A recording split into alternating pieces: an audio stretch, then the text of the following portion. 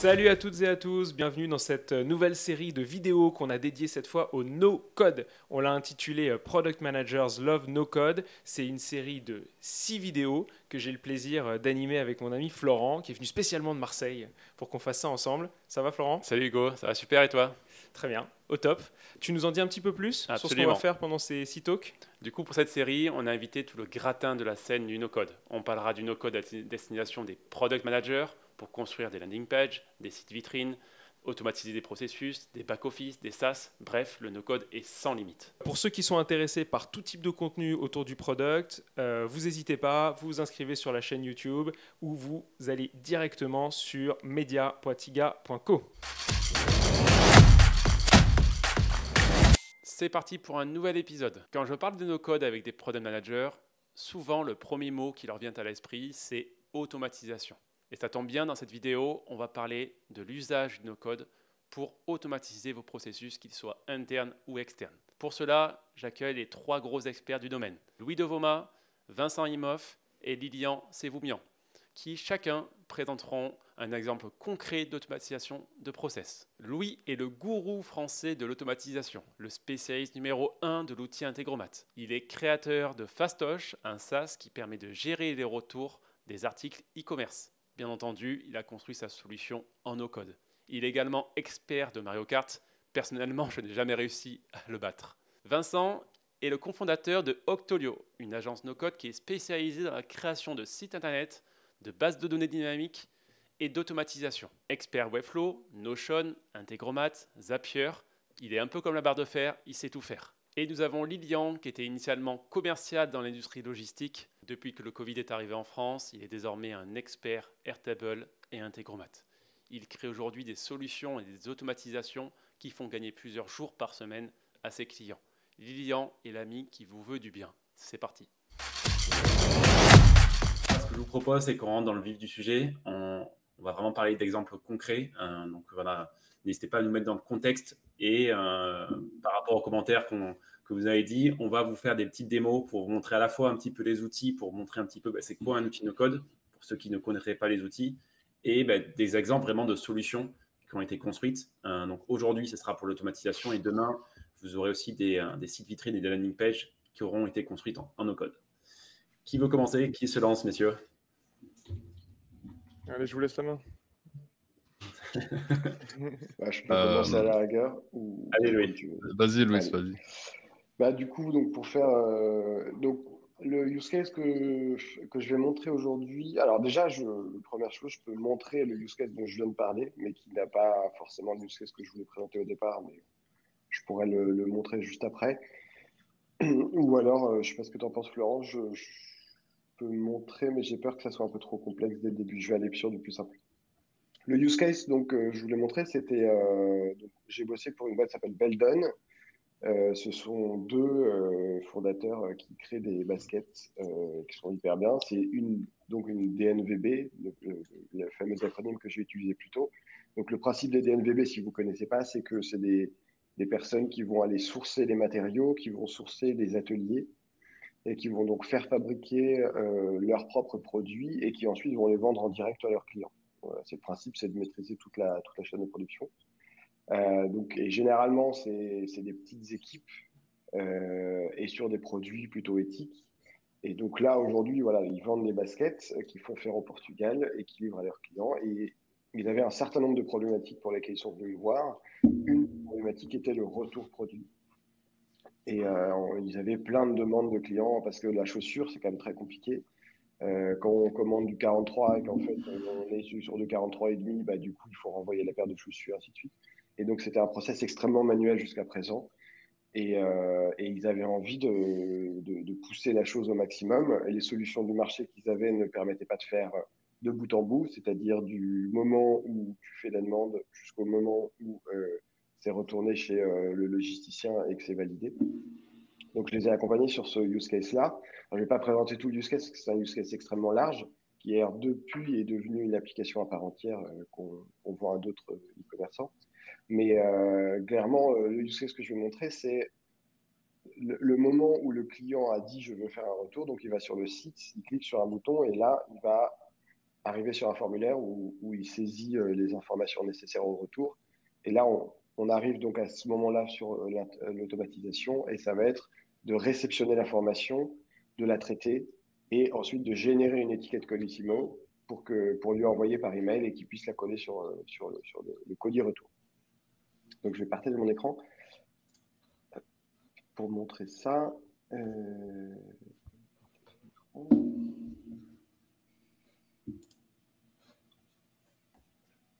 c'est pas celui-là.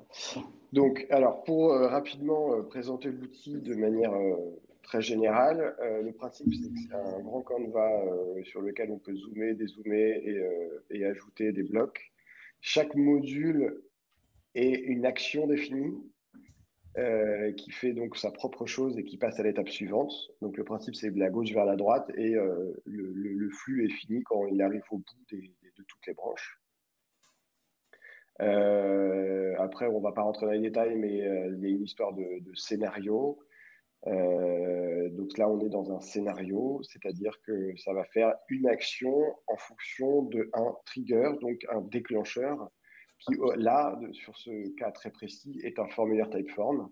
Donc on voit comme c'est un éclair, c'est de l'instantané, donc ce qui veut dire que dès qu'un client va remplir le Typeform, ça va envoyer l'information automatiquement à Integromat qui va la traiter et dedans, on aura le résultat qui vont être la liste des champs remplis par le client ainsi que des informations supplémentaires, la date à laquelle il a rempli, ainsi de suite.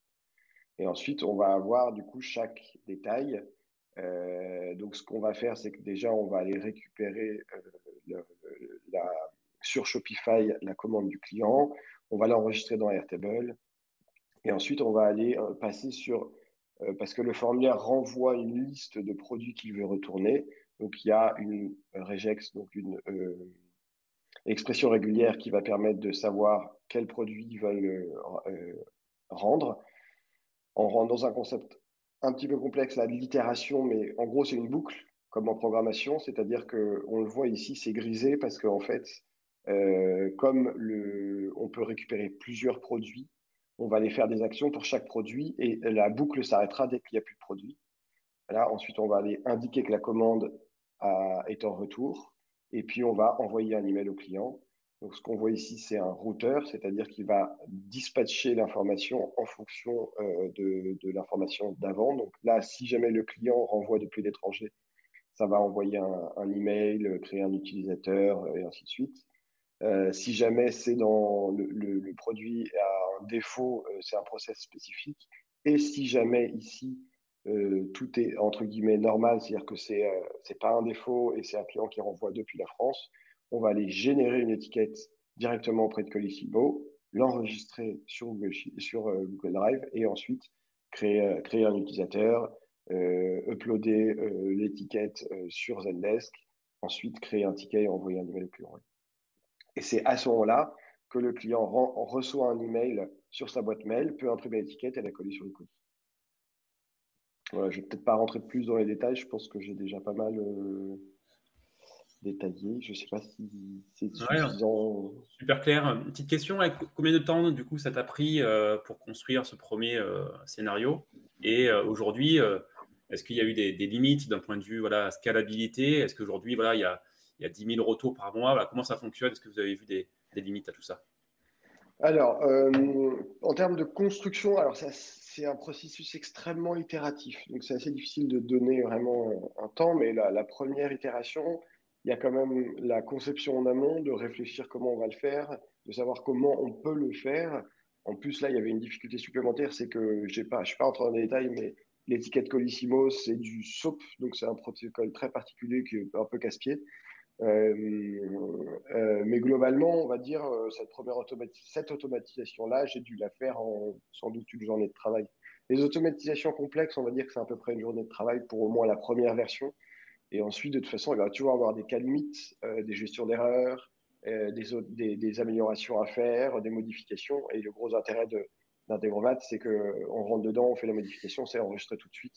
Et on voit le résultat, on peut tester très vite. Et donc, le processus itératif est extrêmement efficace. Et je fonctionne d'ailleurs comme ça sur toutes mes automatisations. Je fais une première version, je teste, je vois comment ça marche, tac, et puis je rajoute. Et donc, on est en constante évolution du produit. En termes de scalabilité, j'ai pas eu de problème. Ok. Aucun problème. Mais alors, l'automation que je vous ai montrée, elle est entre guillemets ancienne. Depuis, ça a énormément évolué. J'en ai fait pas mal d'autres, puisque aujourd'hui, maintenant, c'est une application à part entière qui tourne à moitié sur Bubble, à moitié sur Integromat. Donc, du coup, les processus sont devenus moins descriptifs. C'est devenu plus des microservices, c'est-à-dire que je vais appeler, je vais dire tu fais telle action, il fait l'action, il me renvoie l'information, je fais une autre action. Ça permet d'être plus efficace et d'avoir vraiment des rapidités de traitement plus importantes. Ok. Et est-ce que ton client a réussi à quantifier le gain perçu par les équipes, notamment de support, pour servir ces demandes de retour? Ouais, il est majeur. Il est majeur. En fait, là, c'était moi, pour Meldon, j'ai affaire directement avec le fondateur, avec qui on s'entend très bien maintenant, et enfin qu'on s'entend très bien depuis le début. Et lui, il a vu la différence du jour au lendemain. C'était incroyable parce qu'il traitait des dizaines de retours par jour manuellement de bout en bout. Et moi, en fait, là, bon, j'ai montré une partie du processus, mais le processus, il va plus loin. Il va même jusqu'à recevoir l'information de la part de l'entrepôt pour dire qu'on a bien reçu et donc notifier qu'il doit rembourser. Donc lui, il passe de je dois tout gérer de A à Z par email avec des échanges aux clients à j'appuie sur un bouton pour rembourser. Donc, ouais, le gain était majeur. Ok. Lilian, est-ce que tu veux nous partager une petite histoire d'automatisation? Yes, bien sûr. Alors là, je vais parler d'un case qui est donc une agence de voyage pour les familles, donc qui a un site web développé, donc normal. Donc le problème, c'est que donc c'est deux cofondateurs avec une toute petite équipe, mais le site tourne à plein régime et il y a énormément de choses à faire, comme par exemple lui, il va avoir plus de 1000 hébergements en fait qui sont proposés sur son site. Et donc, l'idée, le pain à régler, c'était est-ce que les informations qui sont affichées sur mon site sont réelles? Donc, est-ce que moi, en tant que client, quand je vais réserver un hébergement, est-ce que là, moi, je vois qu'il y a une piscine, je vois qu'il y a un resto, je vois que je peux aller dans un centre de loisirs pas loin? Est-ce que ces informations sont réelles? Donc, ça veut dire que humainement, il y a une vérification à faire pour mon client tous les ans, par exemple, d'aller vérifier que la piscine est propre, qu'il y a bien toujours ce centre de loisirs, etc., dans tel hébergement, et donc de remonter les informations donc, sur son site pour les afficher donc, à ses clients à lui. Donc, il y avait beaucoup de travail manuel et qui n'était pas très bien suivi parce que lui, il gérait ça avec des Excel, il n'avait pas vraiment d'outils, rien n'était automatisé. Et donc, il y avait un suivi qui était mal fait. Il ne savait pas parmi ses équipes qui avait réalisé ou pas, qui était sur tel hébergement ou quoi. Donc, comment on a réglé ça? C'est qu'on lui a construit un dashboard donc, sur Airtable. On va très peu en parler là. L'idée, c'est plus l'automatisation. Avec, voilà, je veux voir tous les hébergements qui sont sur mon site. Je veux voir tous les hébergements qui n'ont pas été appelés cet été et qui possèdent une piscine ou un restaurant.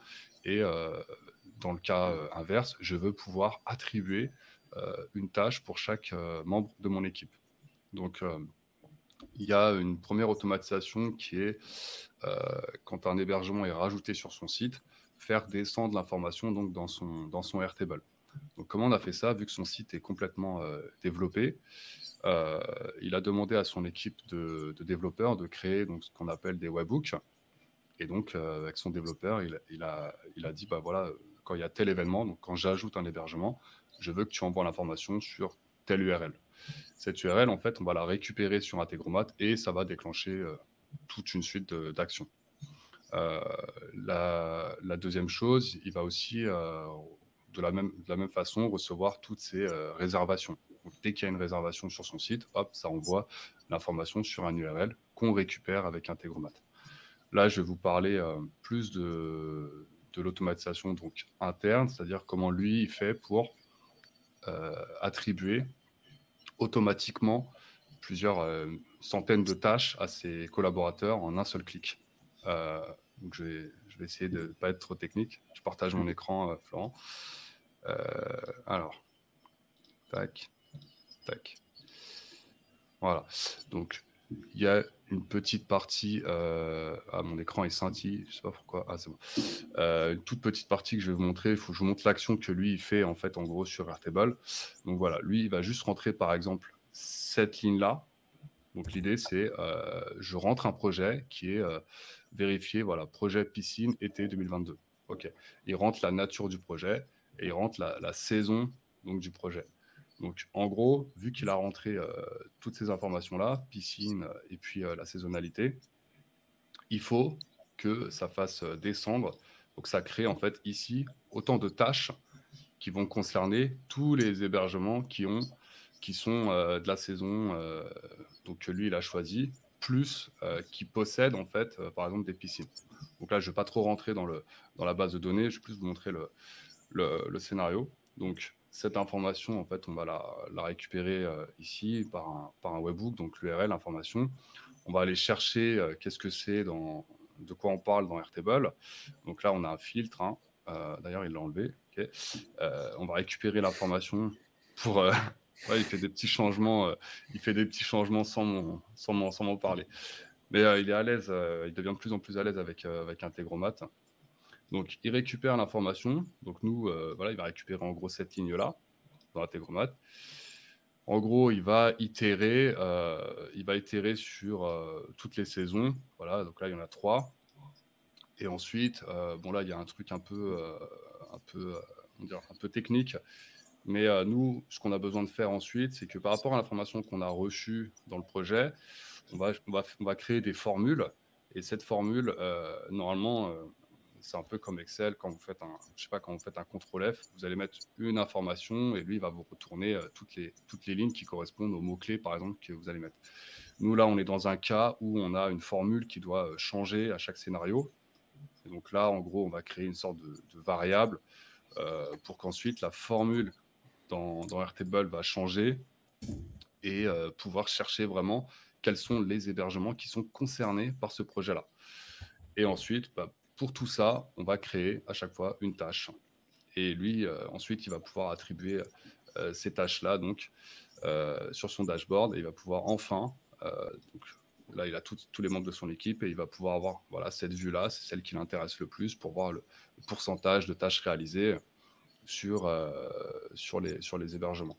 Et donc voilà, donc lui, le résultat, c'est que lui, il écrit juste une ligne, ça lui prend 10 secondes et derrière, en fait, automatiquement, tout est attribué à des collaborateurs. Donc lui, il a 1, 2, 3, 4, 5, 6, il a 7 types de projets à chaque fois concernant ces hébergements. Donc là, ça va être tout ce qui concerne les piscines, tout ce qui concerne les clubs enfants, la restauration, la tarification, les prestations internes, donc voilà, les centres de loisirs, des choses qui sont internes quand vous prenez un hébergement, les visites, des choses comme ça, les eaux, les accès PMR et les accès sans accès voiture. Donc à chaque fois, c'est toujours ça. Et donc voilà. Ça, c'est pour les projets. Merci Lilian pour des mots, ouais, super intéressant.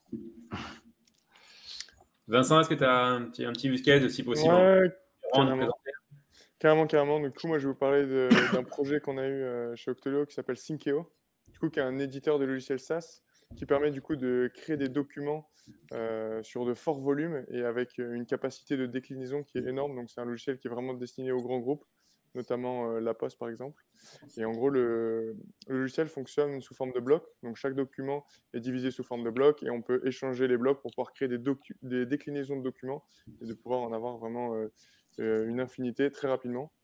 Donc, ce logiciel est en forte croissance. Ils étaient incubés à Bordeaux. Aujourd'hui, ils ont une deuxième partie qui est aussi incubée à la Station F. Donc, ils ont vraiment une grosse traction dessus. Ils ont une partie aussi qui était problématique. C'est comme tout logiciel SaaS, avec une forte traction, ils avaient du coup une roadmap qui était vraiment énorme, avec des devs qui étaient clairement sous l'eau.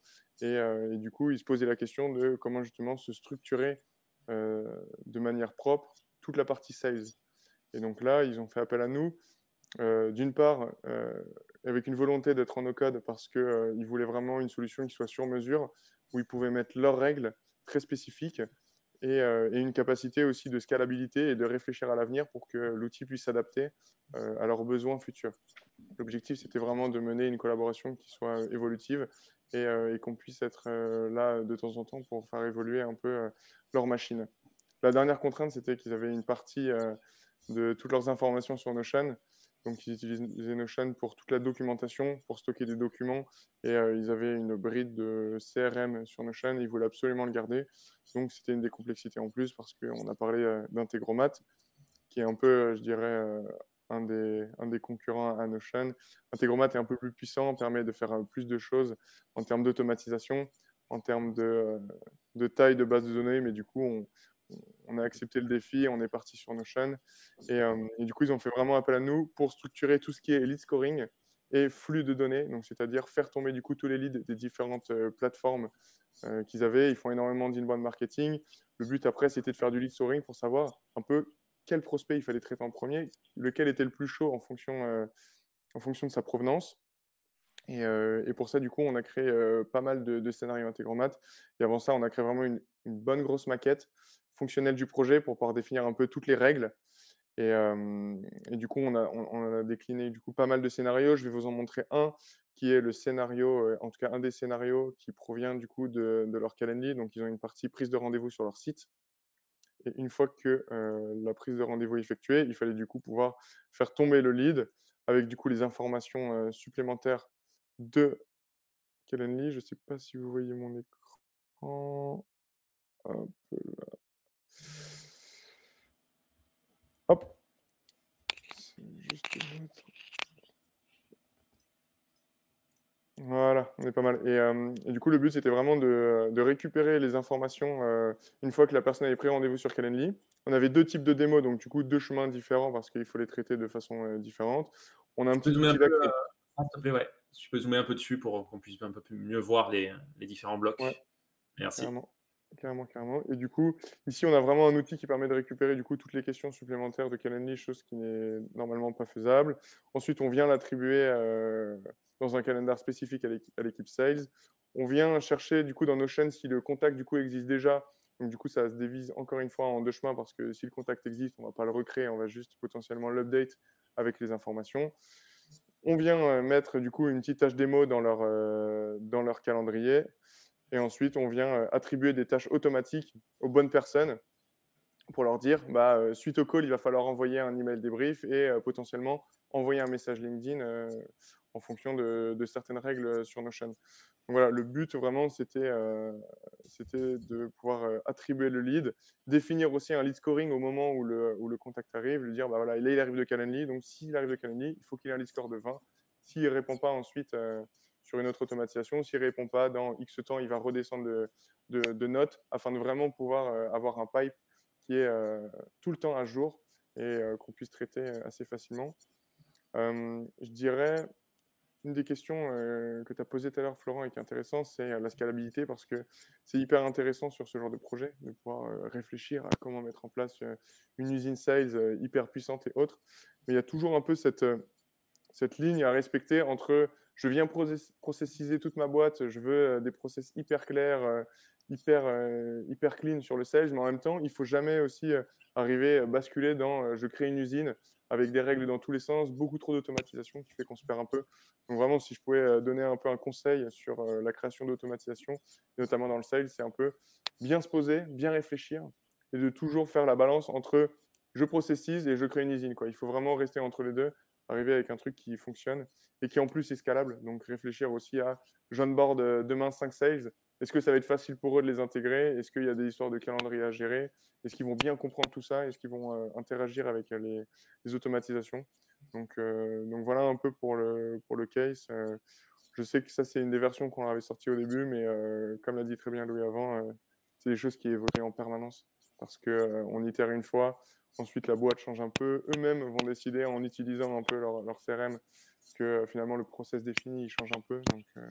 Donc là-dessus, c'est quand même un processus qui n'est pas instantané et tout ne peut pas se faire en une itération. Pardon. Donc voilà. Merci Vincent pour l'exemple. On peut passer un petit peu aux questions parce qu'elles sont nombreuses. Une question de Grégory qui se demande est-ce que finalement c'est à la portée d'un PM? Alors on est biaisé parce que pour le coup, Louis arrive à le faire, donc il est TPM. Donc la réponse déjà pour Louis, c'est oui. Mais concrètement, voilà, est-ce que vos clients sont devenus à terme autonomes et si oui, comment vous les avez rendus un petit peu autonomes sur Integromat et Airtable? Ouais, il y a deux choses. Je pense que c'est un peu le principe du no-code. C'est aussi pour livrer des solutions qui, derrière, peuvent permettre à la personne d'être autonome et de pouvoir gérer là-dessus. Lilian l'a cité tout à l'heure avec son client. Bien sûr que une fois la prise en main effectuée, une fois que la livraison du livrable est effectuée, derrière, on est en capacité de comprendre ce qui se passe. Integromat, comme vous avez pu le voir, c'est un outil qui est quand même visuel. On apprend quand même assez vite et on est totalement en capacité de le faire. Et sur la deuxième partie, je pense qu'un PM est capable de le faire. Il y a des boîtes comme Partout qui sont quand même des gros scale-up qui, eux, ont des PM qui sont sur Integromat et qui parfois font appel à des prestataires pour aller un peu plus loin sur certaines automatisations, pour avoir un peu de conseils sur la manière dont ça fonctionne. Mais aujourd'hui, il y a plein de PM qui utilisent déjà Integromat sur l'itération en interne. Ouais, on l'a vu hier notamment avec Thibaut, qui pour le coup sont plusieurs profils de PM qui utilisent le code. Donc, je pense qu'aujourd'hui, la maturité de marché fait qu'on a beaucoup plus d'experts, comme on l'a vu cette semaine, qui impulsent cette nouvelle culture et pratique au sein des startups scale-up. Mais c'est vrai que sur du moyen long terme, je pense qu'on est tous convaincus que, voilà, que ça deviendra une compétence vraiment du PM, mais aussi des ops et des développeurs. On va parler un petit peu pardon, Louis, tu voulais compléter? Non, je voulais juste dire la même chose. Je pense qu'à terme, la vision, c'est t'ouvriras un compte mail et t'ouvriras un compte d'automatisation aussi, parce que je pense qu'à terme, quand tu arriveras dans une boîte, je pense que tout le monde a vocation à faire ça dans le futur. On va parler un petit peu des outils. Il y a eu quelques questions autour des outils. On va rentrer un peu dans le détail sans pour autant rendre le talk technique. C'est pas du tout l'objectif. Une question d'Anne-Sophie qui demande, voilà, est-ce que le trigger qu'on a vu tout à l'heure, qui était Typeform, peut être n'importe quel autre trigger? Et si oui, est-ce que vous pouvez donner un petit peu des exemples de déclenchement que vous avez habitude de travailler? Alors, la force d'Integromat, si on veut le comparer à Zapier, mais en tout cas, la force d'Integromat, c'est que le trigger, ça peut être effectivement n'importe quoi. Sur Integromat, c'est-à-dire qu'à partir du moment où le module existe sur Integromat, ça peut devenir un trigger. Et puis, si le module n'existe pas, on peut faire un appel à une API externe. Et après, il y a le concept du trigger instantané ou pas. On va pas rentrer dans les détails, mais globalement, oui. Si par exemple, une recherche sur Airtable, ça peut être un trigger. Une recherche de champ sur Airtable, ça peut être un trigger, par exemple. Est-ce que vous avez d'autres exemples pour expliquer un petit peu, voilà, qu'est-ce qui peut être un trigger? Ouais, par exemple, en fait, est-ce que tu veux faire une action à tel moment de la journée? Par exemple, là, il y a une boîte un investisseur qui a besoin, par exemple, de récupérer sur Papers certaines informations des nouvelles entreprises créées depuis moins de 6 mois. Donc, on va se servir de l'API de Papers et tous les jours à 8 heures, on va aller interroger cette base de données, donc avec des paramètres. On veut savoir, tiens, c'est quoi la liste des entreprises. Donc là, le trigger, ça va être en termes de temps, c'est-à-dire tous les jours à 8 heures. Et là, on n'a pas de module intégré. Donc en fait, on va faire un call, une requête en fait en HTTP via l'API de Papers. Voilà, c'est un exemple. Ok. Une petite question, ça c'est bon. Vous en doutez bien que la question, on allait l'aborder. Différence Integromat Zapier. Alors, messieurs, sans rentrer dans le détail, puisqu'on pourrait en parler pendant des heures, des grandes différences vraiment structurantes.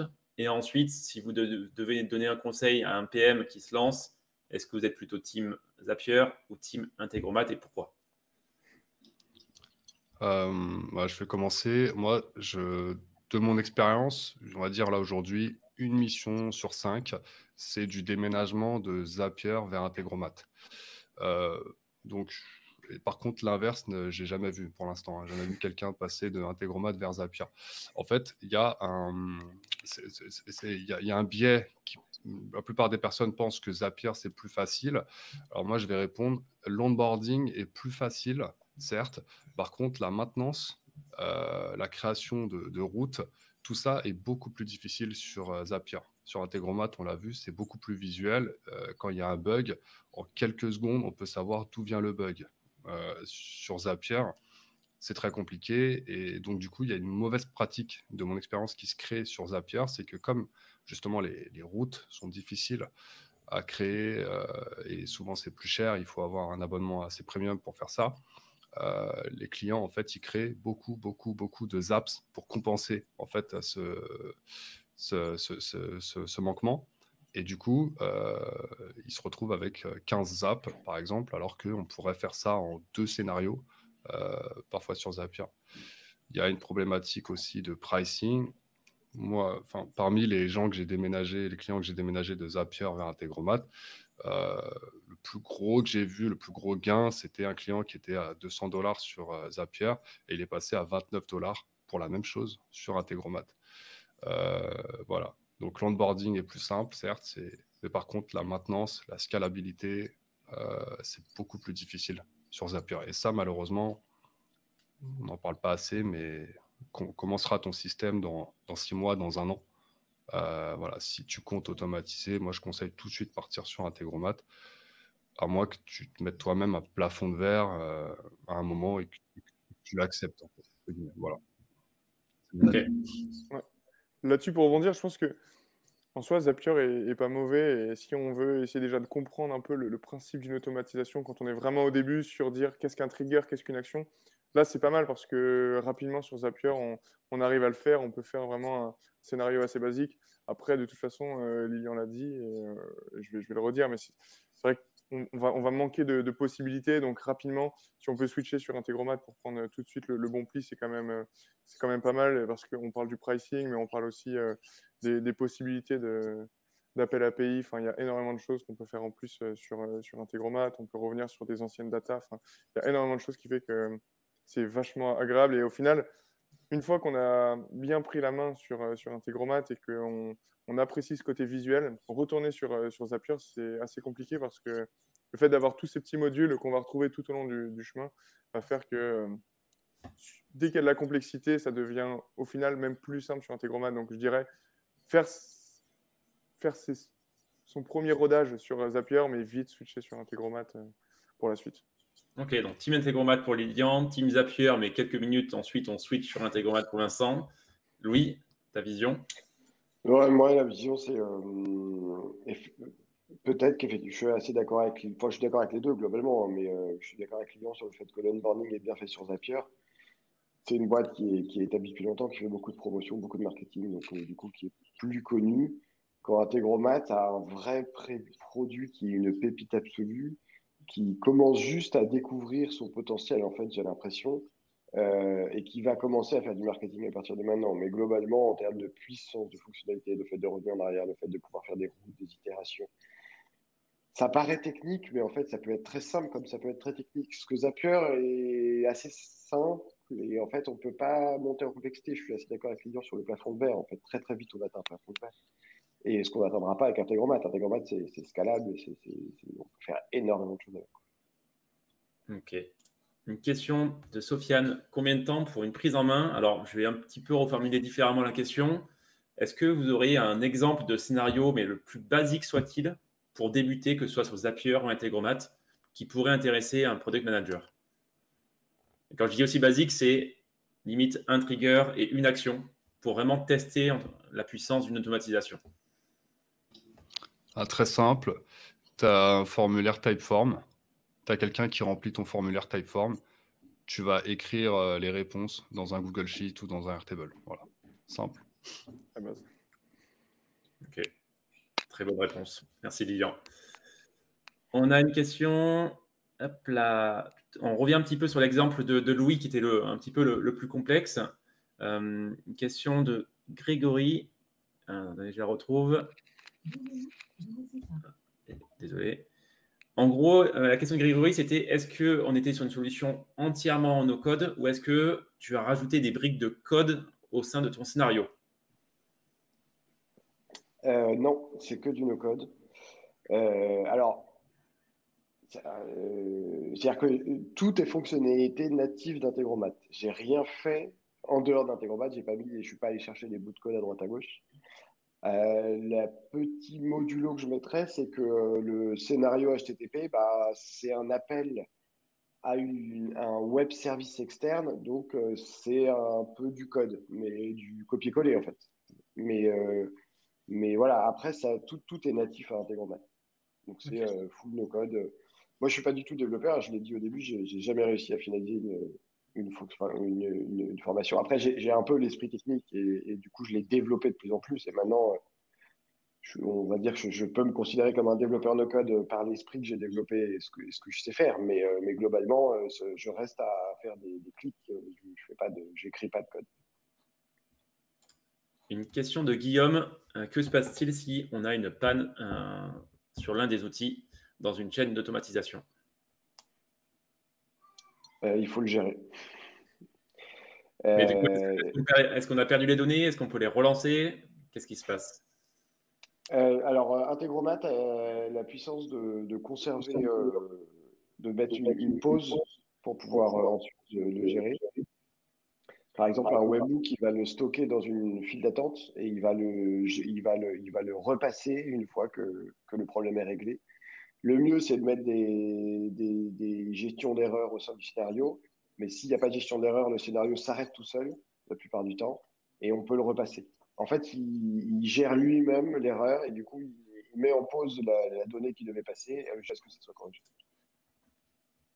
Ok, donc finalement, on ne perd rien. On a toujours moyen de récupérer les infos et de relancer les automatisations. Oui. Merci Louis. Alors, ce que je vous propose, c'est qu'on va bientôt clôturer ce talk. Un peu la même question que je pose habituellement en fin de talk. Comment vous voyez l'univers du no-code dans 5 ans au niveau de l'automatisation en ce qui concerne les outils et les personnes qui vont utiliser ces différents outils? Qui se lance? Je sais pas qui veut. Ok. Vas-y, Lilian. Moi, je pense que aujourd'hui, connaître, enfin, savoir faire des scénarios d'automatisation, ça va être une compétence clé dans les prochains mois, les prochaines années, parce que nous, on a la chance en tant qu'expert Integromat, dans la branche du no-code, c'est que on développe pas vraiment un produit avec une interface, des choses comme ça. Donc, le besoin, il est vraiment très très large. Qui n'a pas besoin de gagner du temps? Qui ne fait pas des choses inutiles dans sa vie aujourd'hui? Enfin, personne. Tout le monde a besoin de scaler son temps. Donc, je pense que connaître un outil d'automatisation, bon, là, on parle d'Integromat, mais il y en a d'autres encore qu'on n'a pas cités. Mais je pense qu'à terme, ça va être vraiment une compétence clé et peut-être même un métier à part entière pour pouvoir aider soit ces équipes. Par exemple, on pourrait avoir quelqu'un qui est attribué à l'équipe Sales pour les aider à automatiser tout ce qu'ils font dans leur CRM. On pourrait avoir quelqu'un qui est attribué à l'équipe Product pour automatiser un peu tout ce qui se passe au niveau de la roadmap, des choses comme ça. Mais voilà, moi, c'est ce que je pense. Okay. Vincent? Ouais, moi je vois aussi pas mal de synergie aussi entre les équipes tech et justement les nouvelles équipes entre guillemets no-code qui vont arriver dans les plus grosses startups. C'est des choses qui commencent à arriver mais qui sont encore peu développées. Mais je le vois très bien, par exemple, lancer une nouvelle feature. Pourquoi on ne la testerait pas en no-code? Parce qu'on est capable de lancer la feature en 1 ou 2 semaines. Et ensuite, une fois que cette feature est vraiment validée, on vient la placer dans la roadmap dev. Mais je pense qu'il y a pas mal de synergie à faire là-dessus. Et Lilian en a parlé, c'est aussi interagir directement. En fait, c'est une équipe de no-code qui est capable justement d'être assez agile, de pouvoir interagir avec l'équipe tech, mais aussi, comme l'a dit Lilian, aussi RH, aussi logistique, aussi finance, sur l'équipe commerciale. Enfin bref, c'est une équipe qui est assez agile et je pense qu'on va en voir de plus en plus au sein de toutes les boîtes. Et Louis, ta vision? Alors moi, ma vision sur la partie automatisation, c'est que chaque outil va de plus en plus développer sa propre automatisation parce qu'on voit que c'est indispensable et que c'est un palliatif à un certain nombre de problèmes. Sur les plateformes d'automatisation, elles vont continuer à grossir et elles vont être hyper importantes de la même manière. Comme je l'ai dit tout à l'heure, je pense que demain, dans une boîte, on ouvrira une boîte mail et on ouvrira un compte sur une plateforme d'automatisation. Pour moi, chacun va à terme pouvoir faire, dans la mesure du possible et de ses compétences, mais va pouvoir faire des bouts d'automatisation ou accéder à des automatisations pour y mettre sa patte et sa modification. Et je rejoins assez Vincent sur le fait, en tout cas sur la partie test. Moi, je vois beaucoup, je pense que j'y crois beaucoup aux équipes product qui développent des POC en interne en no-code en disant regardez, c'est possible, ça marche, c'est cool, il y a une traction, et paf, on passe au dev. Ça permettrait de gagner un temps de dingue. En fait, on le voit déjà aujourd'hui, on le fait déjà avec des maquettes en product, mais demain, on le fera en produit pur. C'est-à-dire que demain, on prendra la main, je sais pas, sur Bubble, Adalo ou autre, et on fera le produit, tac, on le lance sur le marché, ah, ça marche super, et hop, on intègre au produit final en dev ou en hybride. J'espère que la vidéo vous a plu. Si vous avez des questions ou des suggestions, vous les postez en commentaire juste en dessous de la vidéo. Et si vous avez envie d'en savoir plus sur SuperPM et sur Tiga, n'hésitez pas à nous pinguer sur nos réseaux sociaux. Et sinon, je vous dis à très vite pour une prochaine vidéo.